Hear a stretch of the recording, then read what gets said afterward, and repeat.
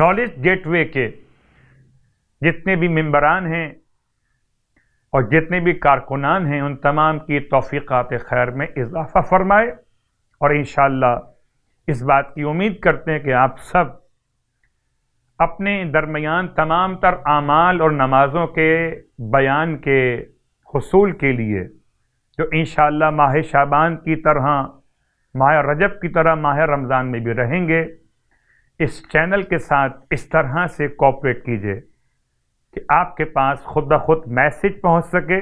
اس کے لیے زحمت کیجئے گا کہ سبسکرائب کا بٹن دبا دیجئے تاکہ آنے والے ہر دعا اور عمل آپ تک پہنچ سکیں۔ پروردگار آپ کی زحمت کو اپنی بارگاہ میں اجر کا عنوان قرار دے، امام زمانہ علیہ السلام کو ہم سے راضی و خوشنود فرمائے۔ الہی آمین۔ اعوذ باللہ من الشیطان اللعین الرجیم، بسم اللہ الرحمن الرحیم، الحمد لأہلہ والصلاة علی اہلہا، حمد پروردگار عالم کے لیے اور ہدیہ درود و سلام محمد اور آل محمد کے لیے۔ ماہ رجب المرجب کی آخری ساعتیں اس امید کے ساتھ کہ پروردگار ہم سب کو ماہ شعبان کی برکتیں حاصل کرنے کی توفیق عطا فرمائے۔ 30ویں رات کی نماز 10 رکعت نماز، جس کی ہر رکعت میں الحمد کے بعد 10 مرتبہ سورہ اخلاص کی تلاوت۔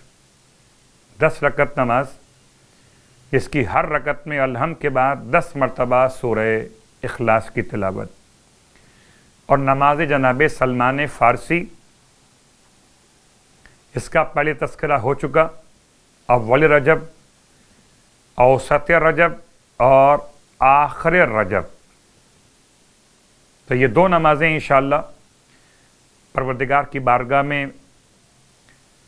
30ویں شب کے اعتبار سے انجام دی جائیں گی، اگر رویت کا اعلان نہ ہوا ہو شعبان کے چاند کے اعتبار سے۔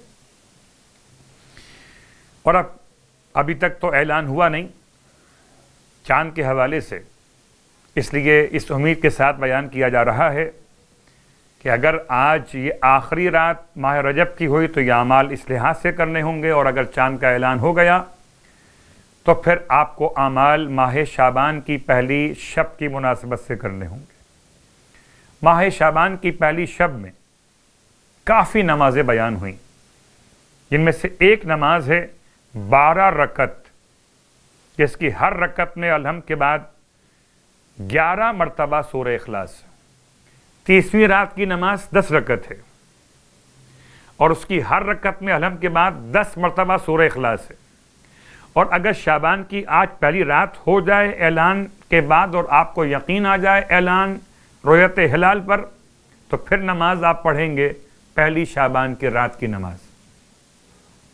یہ نماز ہے 12 رکعت نماز، اور اس کی ہر رکعت میں الحمد کے بعد 11 مرتبہ سورہ اخلاص پڑھی جائے گی۔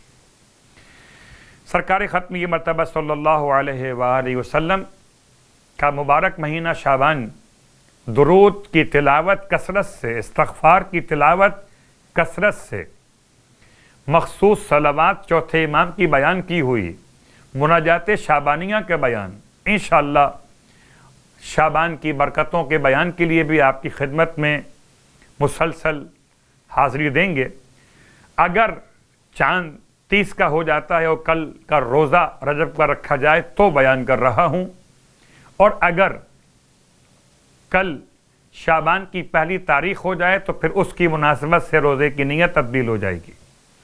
ارشاد فرماتے ہیں اللہ کے حبیب کہ جو ماہ رجب میں 30 دن روزے رکھتا ہے تو اس کے لیے منادی ندا دیتا ہے، اے عبد خدا، تیرے سارے پچھلے گناہ معاف کر دیے گئے، اب نئے سرے سے عمل شروع کر۔